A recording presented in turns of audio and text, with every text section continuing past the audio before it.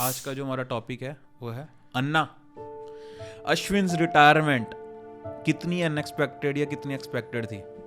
पता नहीं, Rohit Sharma was saying, और मैंने कहीं और भी सुना कि when he was not that much willing to even come to Australia, फिर रोहित शर्मा सेड कि जब मैं पर्थ आया तो बात तो तभी भी चल रही थी, तो somehow we convinced him to play. Last 2 series में थोड़ा लगा भी है, कंसर्न्स है, प्लस एजिंग पेरेंट्स हैं। मतलब एक टेस्ट मैच में तो याद हो, इंग्लैंड सीरीज में वो बीच में एक दिन के लिए घर ही चले गए थे because of his mother's health.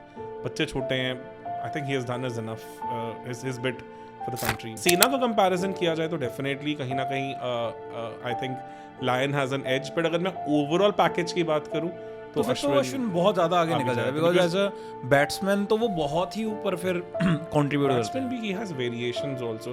He is a complete white ball bowler also, जबकि नेथन लायन ने white ball में कभी कुछ नहीं किया।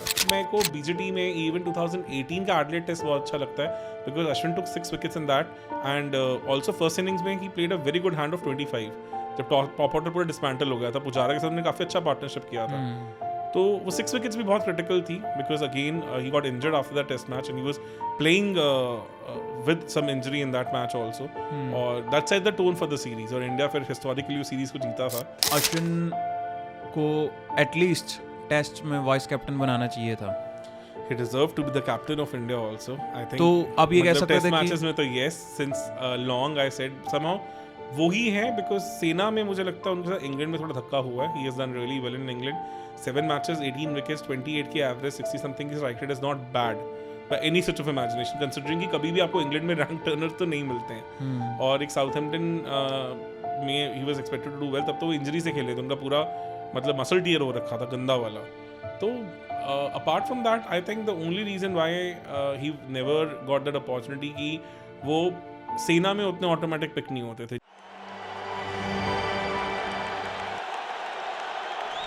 Hello everyone, welcome to first umpire podcast.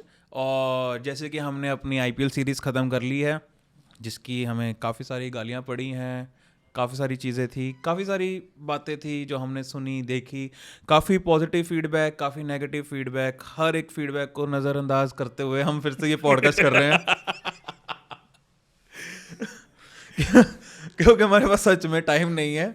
It's just that कि आप लोग इतना प्यार करते हो हमारे चैनल को, तो हमें होता है कि ठीक है, हम उस प्यार का फ़ायदा उठा के वैसे ही रिकॉर्ड कर देते हैं। पर मज़ा आया यार आईपीएल सीरीज में। ठीक है, पॉजिटिव नेगेटिव दोनों कमेंट्स तो आते ही हैं, पर ओवरऑल पर मैं ना वैसे बताना चाहूँगा अपने व्यूवर्स को कि मतलब हम कभी भी ये पॉडकास्ट करते हुए ना ऐसे डिसाइड नहीं करते कि भाई कि मैं अभी आपसे ऐसे पूछूंगा कि 5 ऐसे बॉलर जिन्होंने ऐसे विकेट्स लिए हैं और सर फटाफट वो 5 आंसर रट के वो जवाब दे देते हैं। ऐसा नहीं होता। ऑन द कॉन्ट्ररी, जैसे हम रियल लाइफ में बात करते हैं कि भाई वो अपना वो प्लेयर लेफ्टी था कि राइटी था, है ना, तो हम बहुत ही कैंडिड रखते हैं। एक सिंपल चीज बताता हूँ, हमें 3 घंटे पहले तो पता नहीं होता कि आज शूट होने वाला है। एग्जैक्टली कितनी बार तो ऐसा होता है, प्लान बना के लास्ट राउंड पे कैंसिल हो रहा है because of lot of other things also. Exactly so इसका मतलब क्योंकि हम कैंडिड करते हैं और हम ये चाहते भी हैं कि ये जो कैंडिड कॉन्वर्सेशन है इसको हम काट ना दें। नहीं तो हमारे पास बहुत अच्छे एडिटर्स हैं, अगर वो इतनी वीडियो एडिट कर लेते तो उनको वो पार्ट काटने में भी दिक्कत नहीं होगी जहाँ पे हमने कुछ गलत भी बोला है।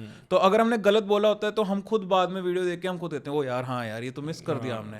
तो क्योंकि इंसान गलतियों का पुतला है एंड हमें अपने आप को परफेक्ट दिखाने की कोई चुल भी नहीं है। अगर हम जहाँ गलत हैं वहाँ पे गलत हैं। एक और चीज़ भी हुई ना आईपीएल सीरीज के साथ, जब आईपीएल सीरीज जब चल रही थी तो साथ में स्मार्ट भी चल रहा था, और स्मार्ट में कई प्लेयर्स ऊपर आए, कई प्लेयर्स बैठे, कई नए हीरे भी निकल के आए जो 30-30 लाख में गए हैं आईपीएल में।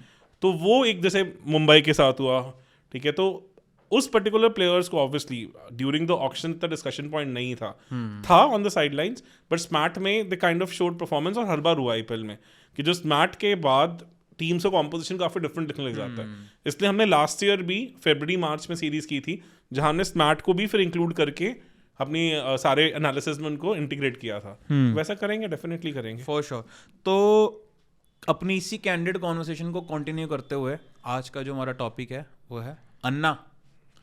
अश्विन्स रिटायरमेंट कितनी अनएक्सपेक्टेड या कितनी एक्सपेक्टेड थी? पता नहीं, रोहित शर्मा वाज सेइंग, और मैंने कहीं और भी सुना कि when he was not that much willing to even come to Australia, फिर रोहित शर्मा सेड कि जब मैं पर्थ आया तो बात तो तभी भी चल रही थी, तो somehow we convinced him to play the pink ball test, because pink ball का डिफरेंस क्या आ जाता है कि पिंक बॉल ऑलमोस्ट 12-13 सेंटीमीटर ज़्यादा बाउंस करती है नॉर्मल रेड बॉल से. तो वहाँ पे Ashwin comes into picture big time. तो समहाउ इंडिया compete नहीं कर पाया फर्स्ट इनिंग में बहुत लो टोटल के चलते. Otherwise Ashwin I think bowled really beautifully in that spell. Just that वो ओवरऑल डिसिप्लिन ही नहीं था अटैक में, और प्लस बहुत कम रन थे फर्स्ट इनिंग्स में. Otherwise Ashwin was looking really good. और हेड तो यार अलग ही फॉर्म में चल रहा है, वो तो बात ही अलग है. तो pretty much on the cards था. बिकॉज चक्कर क्या है कि इंग्लैंड सीरीज पता नहीं वो खेले ना खेलें, जबकि उनका इंग्लैंड का रिकॉर्ड इतना बुरा नहीं है. अगर आप उनका इंग्लैंड रिकॉर्ड देखो तो 7 टेस्ट मैचेस ही has played and he has taken 18 wickets. इसमें उनकी 28 की एवरेज है. एक ऑफ स्पिनर इंग्लिश कंडीशंस में 28 की average is not bad by any such of imagination. और आई थिंक 60 समथिंग उनकी स्ट्राइक रेट है, which is very good. And plus अभी हम उनके बैटिंग स्टैट्स की बात नहीं कर रहे. बैटिंग स्टैट्स की बात नहीं कर रहे. इंग्लैंड में उनको ज़्यादा मौका मिला ही नहीं है somehow.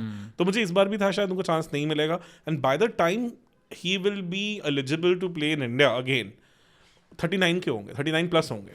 39 प्लस पे अब वो जील रहती है नहीं रहती है. वो test match takes a toll on you. अब एडलेड टेस्ट में भी ऑलमोस्ट आधा टाइम तो बाहर ही बैठे रहे थे. बस उनको फुट इंजरी हो गई थी डे 1 पे ही. तो उसके बाद वो सिर्फ अपना स्पेल डालने आ रहे थे. अदरवाइज काफ़ी टाइम तो वो बाहर बैठे रहे हैं. तो दैट मीन्स कहीं ना कहीं फिटनेस इश्यूज तो वैसे भी अन्ना के साथ हमेशा रही हैं. तो अब हो गया जितना उनको था कर लिया. लास्ट 2 सीरीज में थोड़ा लगा भी है, कंसर्न्स है, प्लस एजिंग पेरेंट्स हैं. मतलब एक टेस्ट मैच में तो याद हो इंग्लैंड सीरीज में वो बीच में एक दिन के लिए घर ही चले गए थे because of his mother's health. बच्चे छोटे हैं. I think he has done is enough his bit for the country. मतलब वाइट बॉल में तो कब से वो बाहर ही हैं. वर्ल्ड कप के बाद तो आउट ऑफ कंटेंशन ही है. और T20 में तो आई एम वेरी श्योर अब नहीं वो देखते भी होंगे. ऑब्वियसली वो TNPL खेलेंगे, IPL खेलेंगे और वीलॉग्स बनाएंगे. अरे उनके तो रेगुलर ही मतलब जो उनके पॉडकास्ट ही कह लो आप, जो लाइव पॉडकास्ट करते हैं तो उनके वो तो उन्होंने हिंदी में भी स्टार्ट कर दिए हैं. अरे आई पर्सनली फील हिम कि वो कल फ्यूचर में मतलब जो quality content with little less toxicity from Manjrekar and little more analytical skill from Harsha Bhogle का हम मिक्सचर कहीं देखेंगे. क्योंकि लैंग्वेज स्किल उनका प्रिटी मच मतलब बेस्ट साइड है. मतलब one of the best person pretty much Harsha Bhogle level का है. और जो टेक्निकल एनालिसिस है वो ज्यादा better than Manjrekar, less toxic than Manjrekar है. तो बहुत अच्छा ब्लेंड आने वाला है. तो I am very hopeful that he and plus he is a witty guy. He's a very witty guy, very very intelligent guy who knows how to dissect the techniques of the batsman, dissect the game. मतलब उन्होंने देखो ना प्रियांश आर्या के बारे में उन्होंने बात की थी और एकदम से IPL में Priyansh Arya became the talking point. तो he has that eye for things. ऐसे तो इतना बड़ा वो legend नहीं है. I think one of the biggest match winners for India over the years. But after Anil Kumble, he really kind of took that baton and एक level शायद ऊपर ही लेके गए हैं. कहीं ना कहीं आप ये भी कह सकते हो कि आने वाले टाइम में आफ्टर 1 or 2 years मेरे को लग रहा है जब वो अपना IPL भी कह देंगे कि भाई IPL भी और नहीं खेलना, तो शायद फिर हम इनको मैनेजमेंट लेवल पे या मेंटोर लेवल पे भी टीम्स को करते हुए आराम से देख सकते हैं. Easily. मतलब because he is the smart person. He's a very smart guy. मतलब वो मतलब एनालिटिकल स्किल उनका सब कुछ है, plus soft side of the things बहुत अच्छे से समझते हैं. He's a brilliant guy and a very you can say astute thinker and a very good orator. हर कुछ है उनके पास है. मतलब he a one talented test captain which India never had. I personally believe he could have been a very good test captain also. But एक grudge उनको रहा होगा कि maybe he could have done little better in Australia and South Africa. Australia में उनकी 42 की average है. Even though if I take away 2012 and 2015 BGT, तो 18 में वो एक ही टेस्ट मैच खेले थे एडिलेड में. That was one of the best performances of his overseas. And then 21 maybe he did really well in 2 test matches he played, 2 or 3 test matches he played. So he has made those impacts, no doubt about it. और south Africa में थोड़ा लगता है कि south Africa में he's just taken 11 wickets at 49-48 की average. Maybe one of the reasons why India could not do well in South Africa is कि कहीं ना कहीं वो शायद इम्पैक्ट मिसिंग था. बिकॉज साउथ अफ्रीका में फिर भी स्पिनर्स ने इतना बुरा नहीं किया, एशियन स्पिनर्स ने. अगर आप देखो तो रंगना हेरात हैज़ डन वेल, अभी जयसूर्या हैज़ डन वेल. तो वो थोड़ा रहेगा. Otherwise he has immaculate record everywhere in the world. England he has done well, West Indies done well, Sri Lanka is done well. India में तो मतलब मुझे लगता है कि वो जब इंडियन टूर आने वाला होता है तो मतलब फॉरेन प्लेयर्स को पहले से पसीने छूटने लग जाते हैं, नाइटमेयर आने लग जाते हैं कि अश्विन हमें ऐसे आउट करेगा, अश्विन हमें वैसे आउट करेगा. अगर हम वैसे अश्विन की बात करते हैं तो उनका जो एक कांस्टेंट कंपैरिजन करा गया है वो करा गया है नेथन लायन के साथ। इथन लाइन के साथ मतलब आप वैसे क्या बोलोगे कि नेथन लायन के कंपैरिजन में कैसे अश्विन स्टैंड करते हैं? I have made a very good video on that.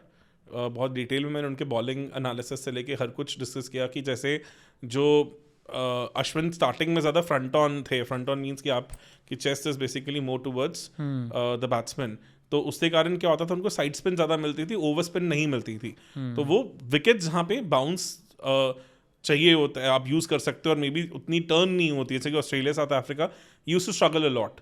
Australia he has really changed. उन्होंने अपने आप को ज़्यादा मतलब बसलिंग अपना रन अप करके उस चीज़ को इम्प्रूव किया, but then it became more prone to injuries also. On the contrary Nathan Lyon side on action है उनका, जो बेसिकली जो चेस्ट फ्रंट साइड होता है वो नॉन स्ट्राइकर की तरह पॉइंटेड होता है, तो उसके कारण जो उनकी सीम होती है उस पर बॉल ज़्यादा गिरती है, और इसलिए वो थोड़ा स्किड होने के चांसेस, ग्रिप होने के चांसेस, ज़्यादा बाउंस होने के चांसेस बढ़ जाते हैं। He has more ability to extract top spin, due to which is done better in these SENA countries. तो अगर सेना का कंपैरिजन किया जाए तो डेफिनेटली कहीं ना कहीं I think Lyon has an edge. But अगर मैं ओवरऑल पैकेज की बात करूँ तो फिर तो अश्विन बहुत ज़्यादा आगे निकल जाता है, बिकॉज एज अ बैट्समैन तो वो बहुत ही ऊपर फिर कंट्रीब्यूट करता है। भी he has variations also. He is a complete white ball bowler also, जबकि नेथन लायन ने white ball में कभी कुछ नहीं किया। मतलब अगर आप इस टेस्ट मैच में भी देखें जो भी थर्ड टेस्ट मैच खत्म हुआ है, इसमें भी Nathan Lyon was looking pretty ineffective, क्योंकि जहाँ पिच से हेल्प नहीं मिल रहा है और कहीं ना कहीं थोड़ा उतना अनइवन बाउंस भी नहीं हो रहा है, तो फिर नेथन लायन को बहुत इनफेक्टिव हो जाते हैं, खेला जा सकता है। तो वो एक कंसर्न है, पर no doubt both are legends in their own right.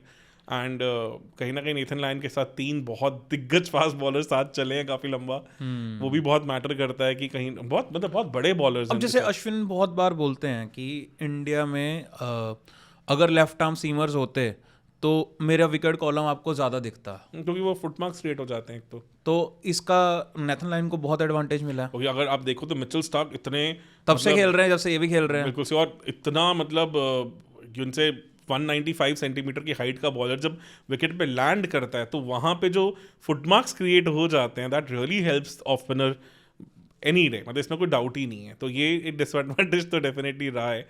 But bowling तो है, अगर लेफ्ट हैंडर्स के अगेंस्ट बात करी जाए तो लेफ्ट हैंडर्स को तो अश्विन गॉडली लेवल के बॉलर हैं। He has so much to offer to.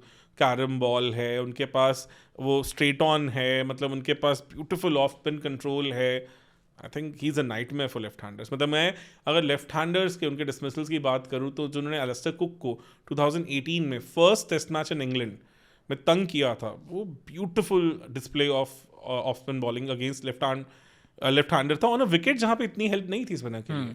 अगर आप पिछले 13 साल 15 साल लो तो सबसे बड़े रेड बॉल क्रिकेट के जो सबसे बड़े प्लेयर रहे हैं इंडिया के, उनमें से आप कह सकते हो अश्विन है। यार अगर 11 man of the series awards हैं टाइड विद मुथैया मुरलीधरन, तो आप नंबर 1 ही हो। आप नंबर 1 ही हो आपने। अरे मतलब इंडिया में तो अश्विन और जडेजा के बिना आप इमेजिन ही नहीं कर सकते थे जो हमारा इमैकुलेट रिकॉर्ड रहा है। देखो they are the stars in India, batting में भी बॉलिंग में भी, and we under estimate there batting abilities a lot. New Zealand series में भी टॉप ऑर्डर वैसे डिसमेंटल हुआ है जैसे थ्रू आउट काफी सालों से होता है, बट समहाउ वो जो लोअर ऑर्डर रन्स आते थे that used to be the difference.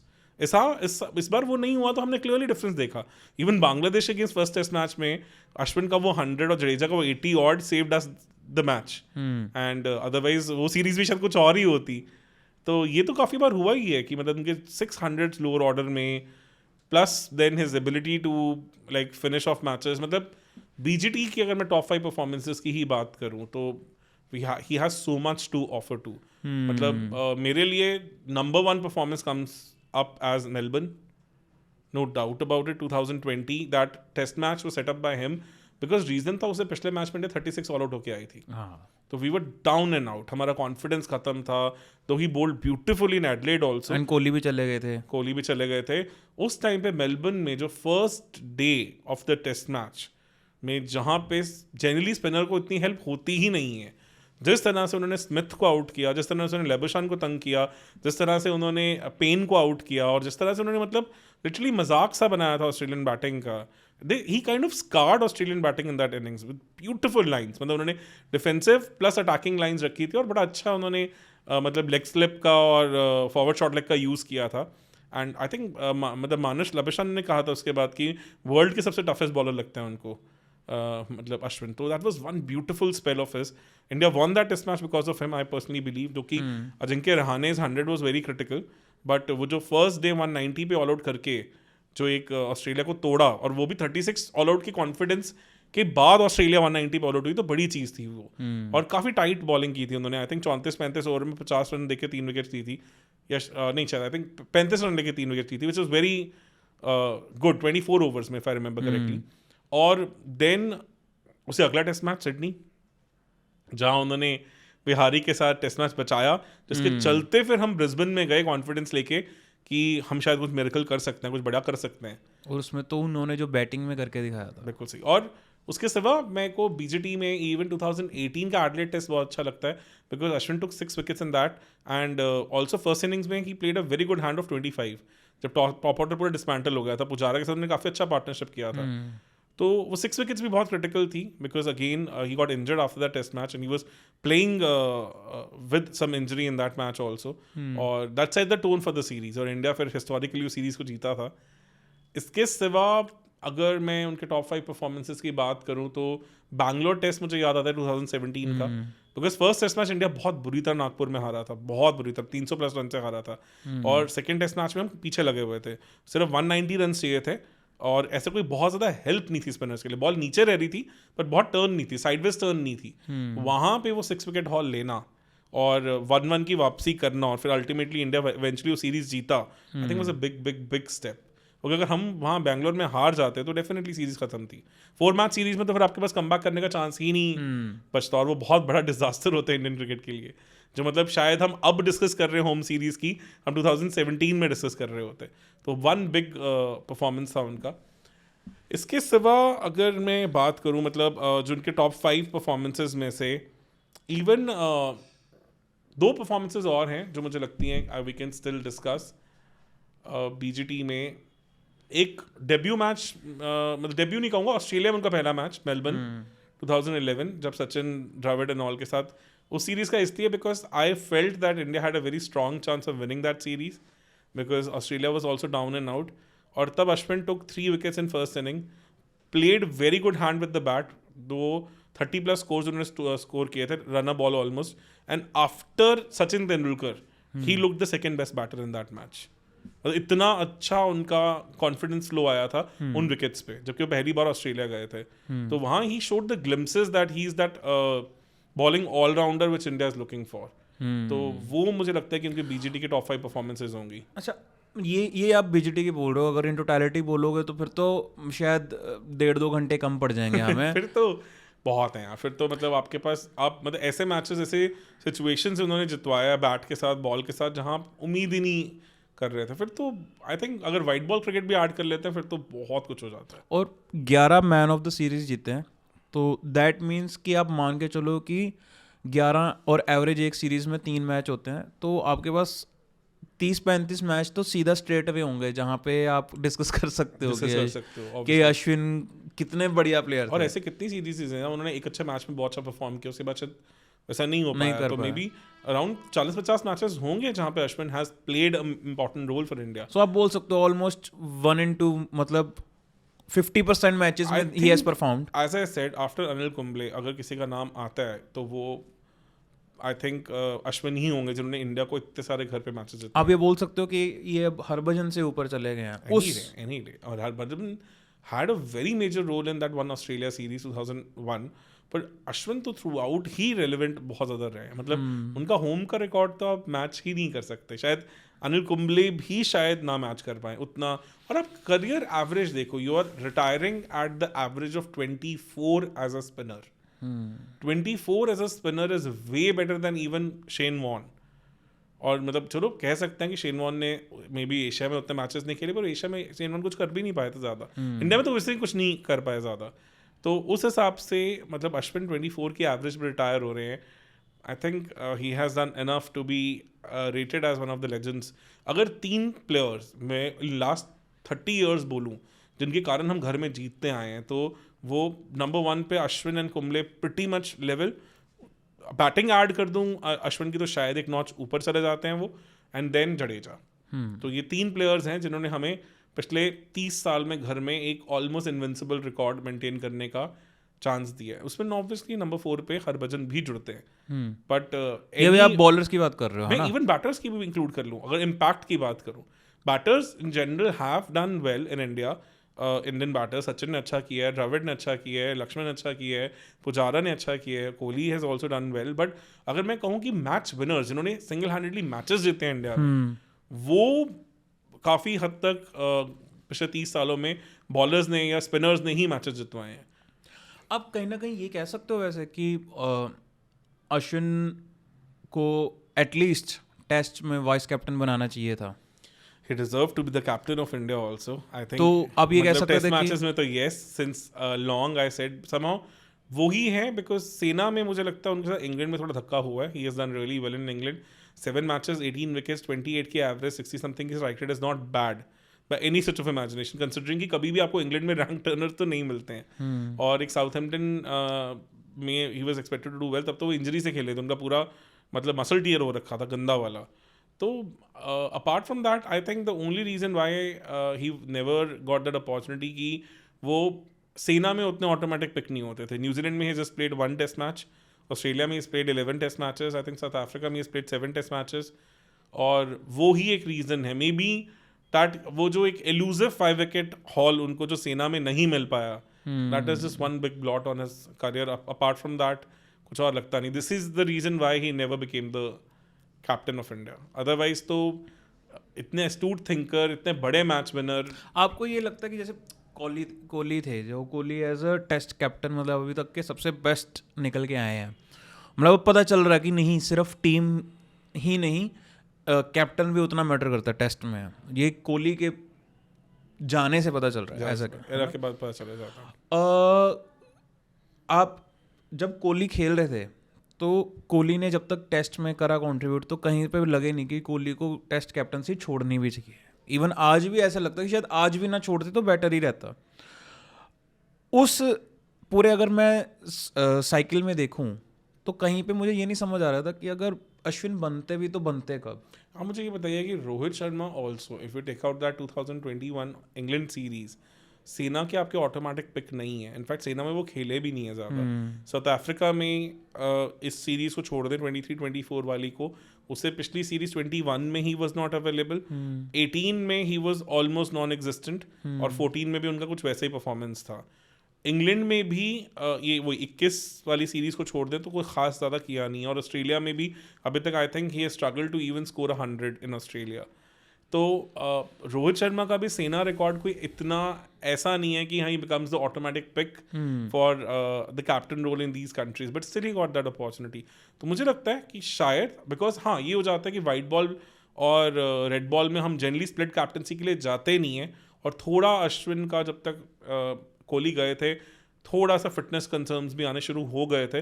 Otherwise he could have been the automatic pick for India as for the test captaincy role. मेरे को लगता है काफी उनके जो प्राइम ईयर्स थे और कोहली के जो प्राइम ईयर्स थे वो कोइंसाइड करे। मैंने इसीलिए बोला कि मेरे को लगता था कि कैप्टन नहीं बट एटलीस्ट वाइस कैप्टन तो वो डिजर्व करते थे। और ऑस्ट्रेलिया में, इंग्लैंड में उस एरा में जब इंडिया ने अच्छा किया है तो उसमें 2021 सीरीज चलो अश्विन एक भी मैच नहीं खेले, but apart from that he is done well. Even in 2021 WTC final I felt that सबने बोला था कि 2 स्पिनर्स क्यों खिलाए।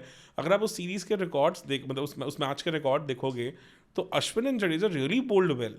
मतलब उसमें प्रॉब्लम सिर्फ ये था कि somehow Bumrah was not on top of his mark and Indian batting in second inning badly collapsed. Otherwise वो मैच या तो ड्रॉ या इंडियन विक्ट्री की तरफ ही होना चाहिए था। But as a spinners, I think they did well in that WTC finals also. तो मतलब थोड़ा criticism अश्विन के ऊपर ज़्यादा रहा है, but I don't think so कि he has been given that continuous run on these tours जहाँ पे वो अपने आप को establish कर सकते हैं, और या injuries के चलते या team management के चलते समझ never had that clarity जो नितिन लायन के पास है कि हाँ वो continuously खेलेंगे ही खेलेंगे। नितिन लायन किसी भी कंडीशन में उनकी बॉलिंग अटैक का एक हमेशा primitive you can say part होते ही होते हैं। अब कमिंस, स्टार्क, हेजलवुड और नितिन लायन को नहीं निकालते हैं बाहर, जहां मर्जी आप जाएं। एट मैक्स एक पेसर बार हो सकता है इनमें से 3 में से। फिटनेस की वजह से होता है या रेस्ट देने की वजह के कारण होता है, अदरवाइज तो नहीं है। तो ये level of clarity Ashwin never had whenever we went to SENA countries. तो otherwise he is done well in West Indies. मेरे को लग रहा है शायद जडेजा को ज्यादा क्लैरिटी दी गई है सेना कंट्रीज में। स्पिनर्स के साथ हमेशा कुछ कंसर्न रहा है। Jadeja scores over Ashwin in Sena countries because of his batting ability. Australia तो लाइक उनका सेकंड होम ही है। He is averaging more than 50 in Australia. Jadeja अगर बात की जाए तो better than even Sachin Tendulkar. अगर मैं उनकी एवरेजेस की बात करूं, इतना उनका इस तरह का रिकॉर्ड रहा है ऑस्ट्रेलिया में। तो और England also he is done well. तो सेना कंट्रीज में तो he automatically gets picked for his batting also. तो वहाँ वो क्योंकि कहीं ना कहीं spinners have to play a second fiddle role, तो वो कहीं ना कहीं बैटिंग ऑलराउंडर की तरह प्रेफर्ड हो जाते हैं ओवर अश्विन। बट वो भी ऐसा नहीं है कि हाँ ही has played truck load of matches in these conditions. तो धक्का ही रहा है हमेशा ही, थोड़ा सा रहा है, थोड़ा क्लैरिटी का दोनों के लिए धक्का रहा है। वैसे कह सकते हो कि दो बहुत बड़े लेजेंड्स साइमल्टेनियसली खेल गए, जहाँ पे अब्रॉड सिनेरियो में उनमें से सिर्फ एक ही रेलेवेंट हो जाता है। नेथन लायन को कभी भी वैसा कंपटीशन फेस नहीं करना पड़ा।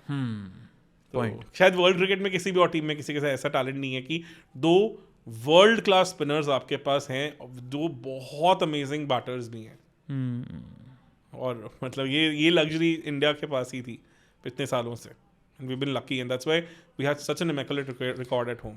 अच्छा, एक तो ये चीज़ थी, और दूसरी चीज़ थी कि जब भी अश्विन की बैटिंग देखी है तो हर बार यही लगा है कि उनका जो ऑर्डर था वो कभी एक्सपेरिमेंट किया जा सकता था कि उनको 3 डाउन पे भेजा जा सकता था या 4 डाउन पे भेजा जा सकता था। Even in difficult conditions, I've seen that Ashwin used to make batting look easy because वो थोड़ा वीवीएस लक्ष्मण स्टाइल प्लेयर है कि रिस्ट और उनका गेम चलता है, पैर उतने नहीं चलते, तो वो जरा टच प्लेयर है, इसलिए वो लगते बहुत सुंदर है दिखने में कि हाँ कि एकदम से he's timing the ball well, he's scoring easily, whereas other are finding it difficult.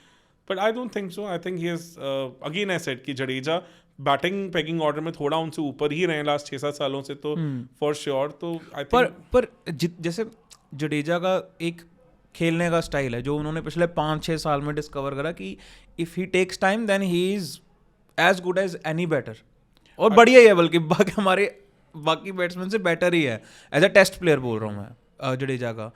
Ashwin का ऑन द कॉन्ट्ररी दिखता है कि वो ज़्यादा देर डिफेंसिव नहीं रह सकते, ही हैज़ टू प्ले। अगर ये कंसर्न है, but at the same time it gives you an opportunity as well ना। नहीं देखो डिफरेंस क्या है, मतलब what is the difference between SENA countries and India. Ashwin automatically India में becomes a relatively better player because वो drive खेलते हैं। आपको ओवर पिच बॉल मिली इंडिया में, आप आंखें बंद करके अपने हाथों से जाओगे, आपको कोई डर नहीं है। अगर एज भी लग गया तो ball most of the time तो कैरी ही नहीं करती है, तो वो कंसर्न नहीं है। सेना में it is not like that. सेना में आपको ओवर पिच बॉल्स पे भी आप हार्ड हैंड के साथ नहीं जा सकते। जैसे इस टेस्ट मैच में फर्स्ट इनिंग्स में कमिंस ने बॉलर्स को कहा था कि आगे रखनी है, चौका पड़ गया टेंशन मत लो, बिकॉज दे नो कि this is the only way you can get wickets on these surfaces. Because Gabba का विकेट इतना कोई डिफिकल्ट विकेट नहीं था, नो डाउट बॉल हल्की सी सीम मूवमेंट कर रही थी, बट इतनी ज़्यादा लेटरल मूवमेंट नहीं थी जितनी हमें एडलेड में या पर्थ में दिखी। तो उस हिसाब से अश्विन थोड़े वहाँ पे ससेप्टेबल बन जाते हैं because he goes with the hard hands.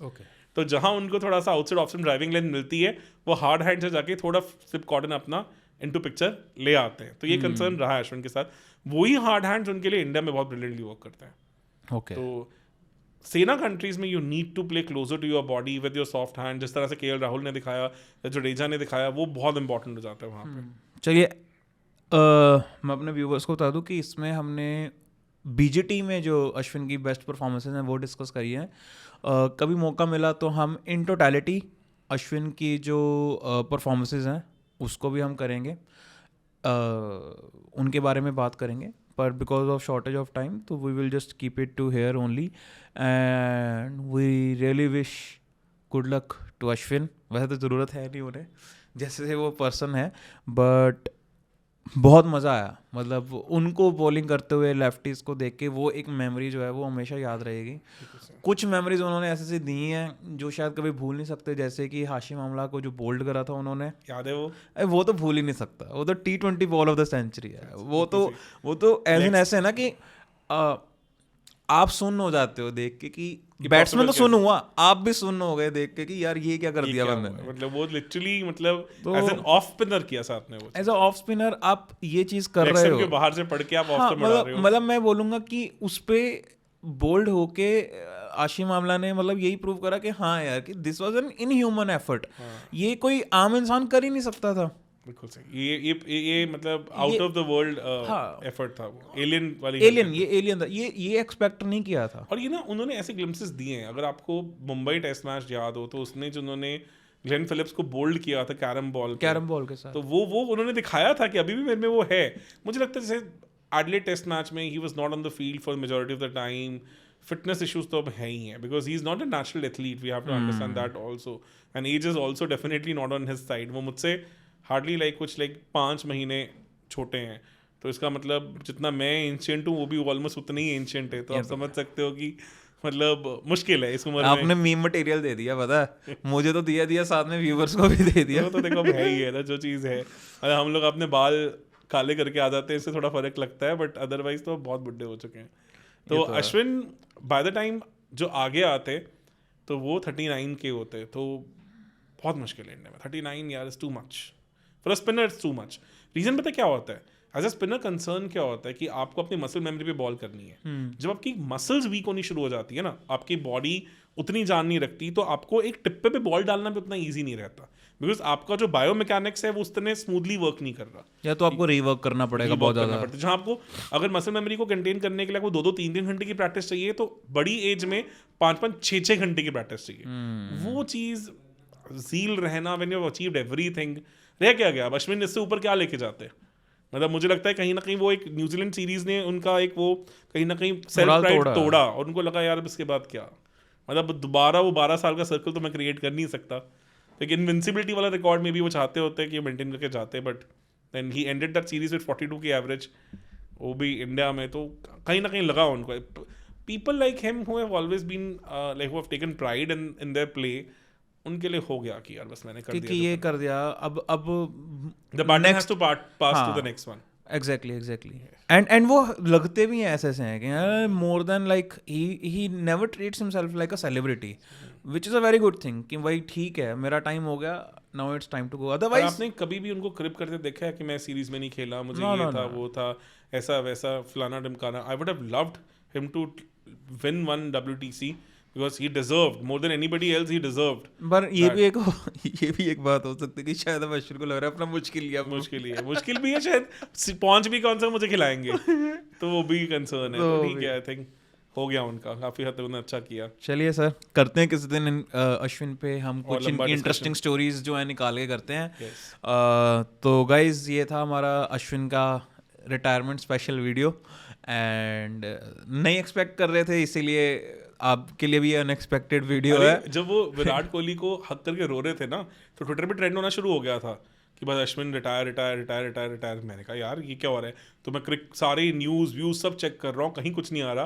Crick info पर बस एक लाइन लिखी आई कि Ashwin has announced his retirement in press conference. मैंने कहा यार चलो, मैं ये आउट ऑफ सिलेबस हो गया। सोच रहे थे कि शायद मे बी कोई हमारे टॉप बैटर्स में से रिटायर होंगे, तो ये जल्दी आ गया।